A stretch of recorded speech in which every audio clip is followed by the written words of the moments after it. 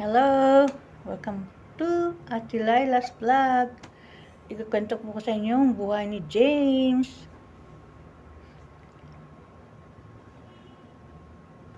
December 2012 po nung lumapag ang eroplano ni James sa Pinas. Sa wakas, makikita na sila ng girlfriend niya after 6 months ng pag-uusap nila sa internet. Nakilala niyang Pinay sa dating site. Single daw pero may 3 anak.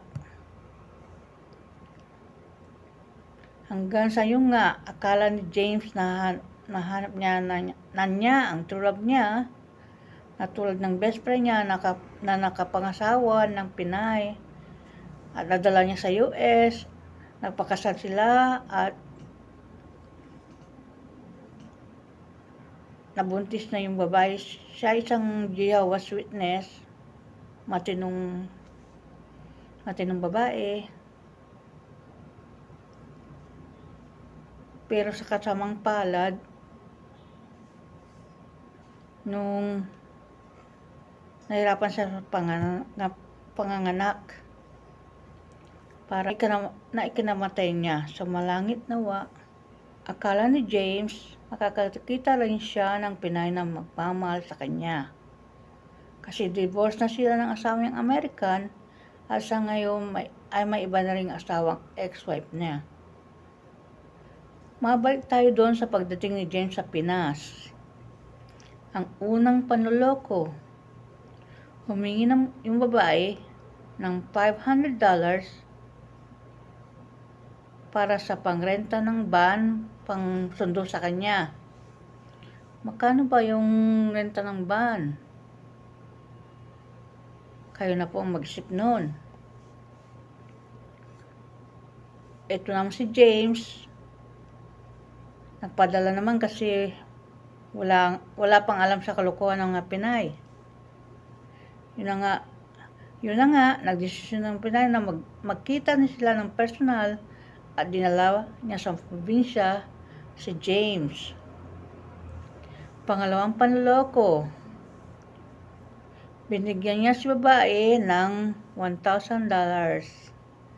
Sumunod na linggo, wala na raw yung isang sakong bigas. Nagtaka si James. Isang linggo lang, naubos na yung isang kabang bigas. Ilan na silang kumakain, limang katao, 3 anak, yung babae at si James. Alam niyo naman si James, hindi mo mahilig sa bigas. Sa kanin. Side dish lang yun, ganun lang.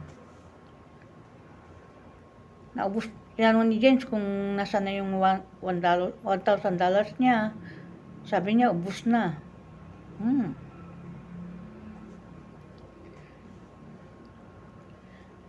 Yun na nga po, nakabili ng house and lot, motor at tricycle na nakapangalan sa Pinay kasi maraming ayusin papel pag pinangalan kay James. At yung tito niya, binigyan niya ng taler na kasi yung tito niya nag-aayos ng mga makina. So, ganun na nga po. Pa-resort sila, Baler, Sampabian. Pero, ang pangatlong panloloko, nagkasakit ang isang anak ng babae. Nakita ni James, iba ang apelyido ni girl sa ID niya. Kaya nagduda si James. At tinanong niya, umamin na nga si girl na may asawa siyang nag-work sa Malabon. Ang balak pala ng girl ay magpa-register para madala si James sa US.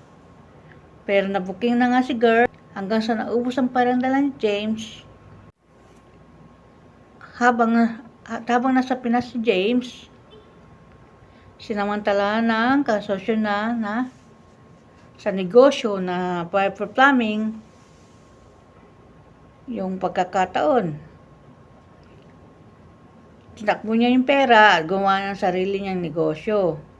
Kaya wala nang babalikang negosyo si James sa Arizona. Hanggang sa konti na yung pera ni James, kailangan na nila magtrabaho. At nagdesisyon si babae na dalhin si James sa Manila, doon sila magtrabaho.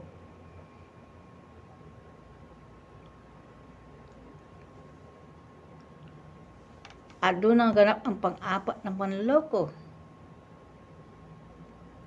Pagkarating nila sa Luneta, nagpaalam na magsi-CR yung girl na, pero hindi na bumalik. Iniwan niyang parang hayop. Naghintay pa ng 3 araw hanggang isang linggo, hinintay pa niya yung girl, pero hindi na bumalik talaga. Hanggang sa may nakilala siyang taga Cartimar, Pasay City, doon sa dinala, nag-rent ng room kasi may natira pang pera si James. Hanggang sa mabusan siya ng pera, hanggang sa sumama sa Bicol para magtinda ng ukay-ukay sa Gilapatan, Albay. Nung nagmagsawa siya doon sa ukay-ukay kasi doon lang siya, hindi siya nakakalabas,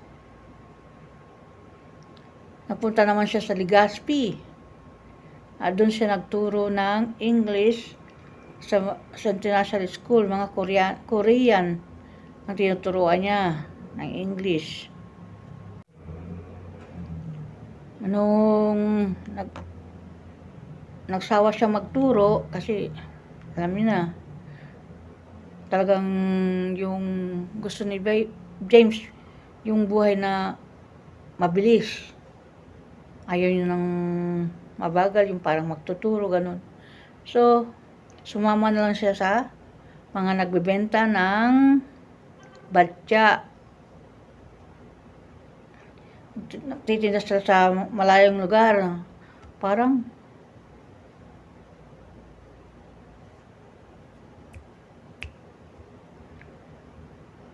umabot ata sa Sulu. Grabe yung experience niya, no?